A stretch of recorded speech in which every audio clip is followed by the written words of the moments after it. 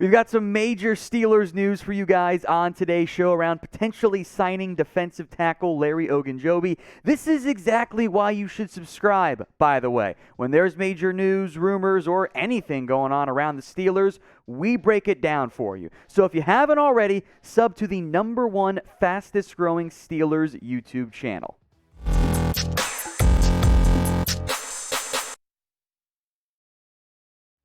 Today's episode of Pittsburgh Steelers Talk is presented by Aura, an all-in-one digital safety tool that helps keeps you safe online from hackers, your financial info, your identity. Aura helps keep it safe. They're giving you a free 14-day trial when you head over to aura.com/chatsports.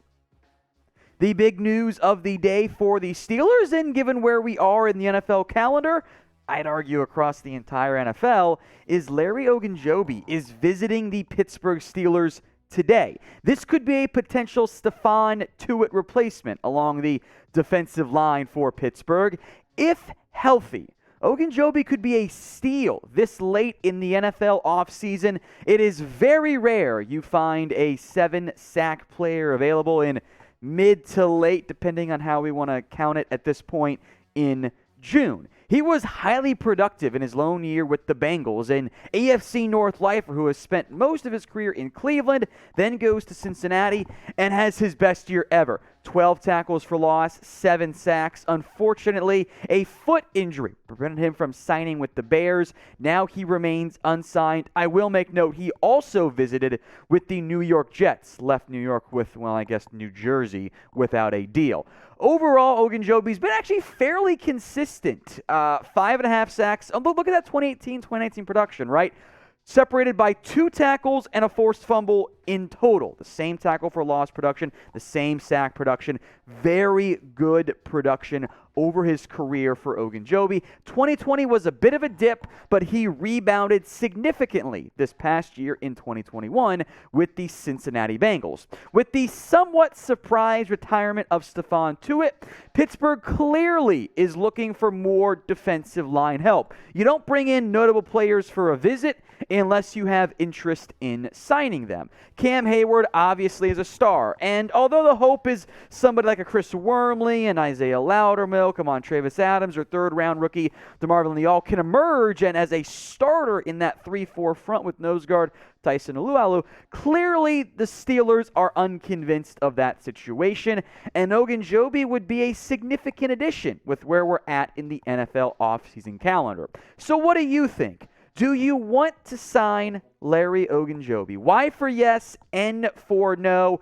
Let me know what you guys think in the comments section.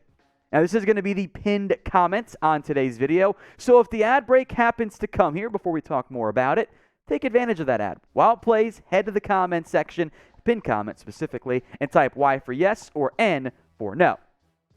I do have interest in Ogunjobi, especially for what I think the contract would end up looking like. The interest makes a lot of sense. Good football player, I think can play in a 3-4 scheme. The Bengals used him more as a 3 technique, but they kind of ran more of a hybrid 4-3, 3-4 than I think most people even realize there.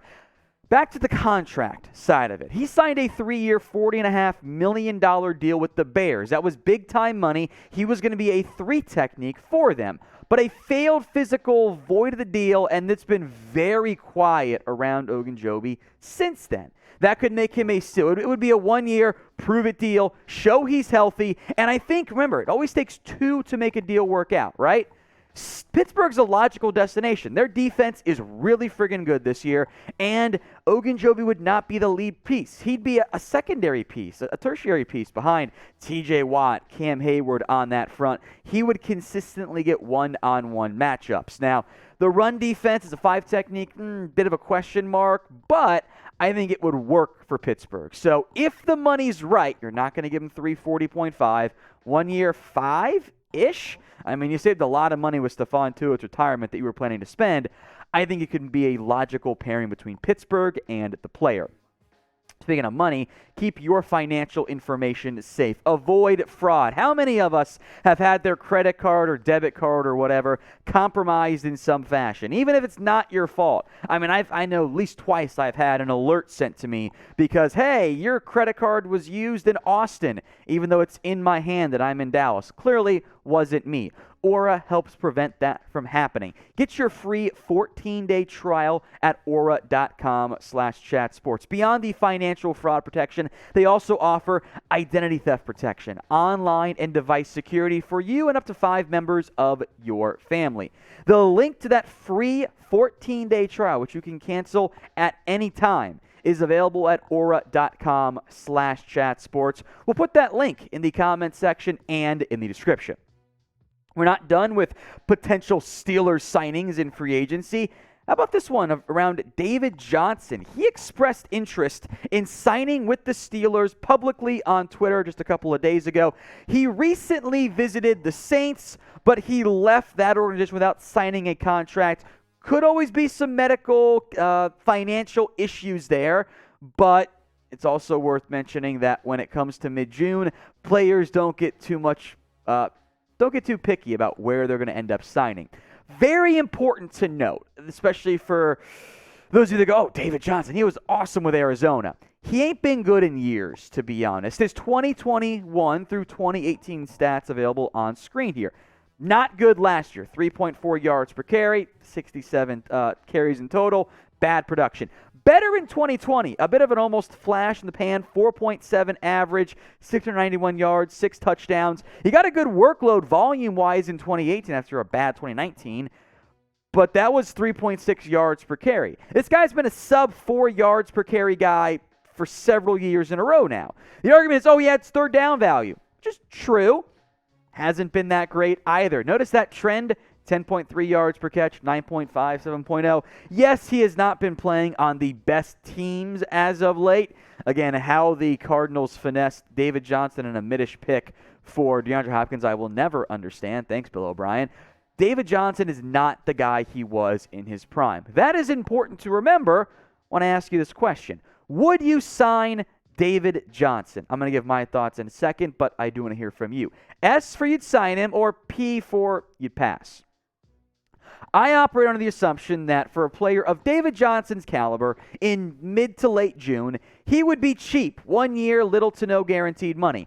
At that point, sure, that those signings are never bad because if the player's bad, you just cut him and move on and don't worry about it all that much. If it's not cheap, I'm not interested.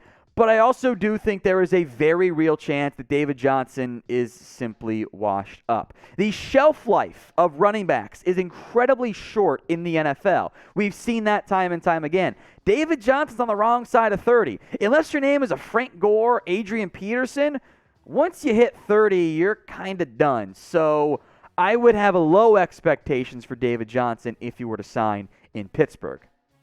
Let's head over to Chase Claypool now. He went on the I Am Athlete Show podcast and said he thinks he's a top 3 wide receiver in the NFL. Not in the AFC North, not on the Steelers, in the entire NFL. As I'm sure many of you have seen, Chase Claypool is very much getting bodied on social media.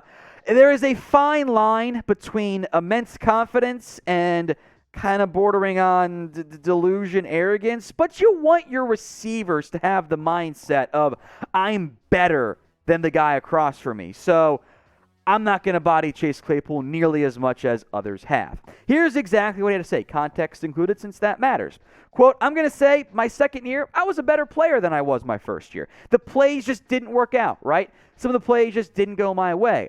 I didn't make some plays I need to make. But as a football player, understanding the game, knowing what to do, knowing where to be, I was better. So I'm going to be better this year. Fine so far.